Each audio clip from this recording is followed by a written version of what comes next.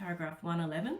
In his best-selling book, 2003 book, Goya, about the great Spanish artist Francisco Goya, another Australian, Robert Hughes, who for many years was Time magazine's art critic, described how he had been thinking about Goya since I was a high school student in Australia, with the first work of art I ever bought being a poor second state of Capriccio 43, The Sleep of Reason Brings Forth Monsters. So that's the famous etching that I just showed you, of the intellectual beset with doubts and night terrors, slumped on his desk with owls gyring around his poor, perplexed head. Hughes then commented that glimpsing the sleep of reason brings forth monsters was a fluke.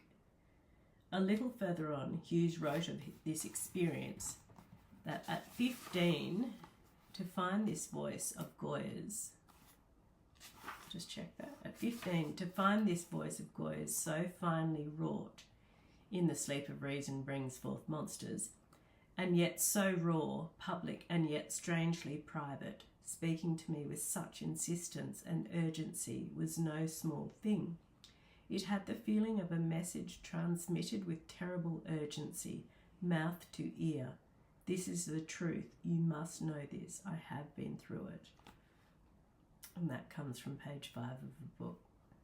Again, while the process of resignation is such a horrific experience that adults determine never to revisit it or even recall it, Hughes's attraction to the sleep of reason brings forth monsters was not the fluke he thought it was.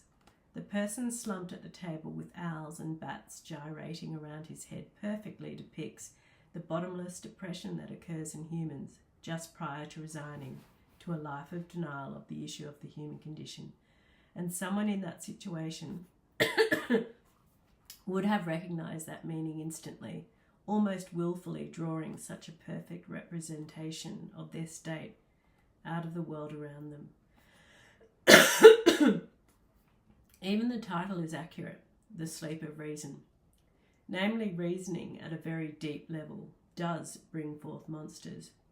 While Hughes hasn't recognised that what he was negotiating at 15 was resignation, he has accurately recalled how strongly he connected to what was being portrayed in the etching. It had the feeling of a message transmitted with terrible urgency, mouth to ear. This is the truth. You must know this. I have been through it.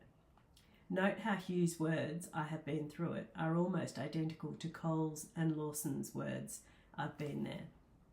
And that ends paragraph 111.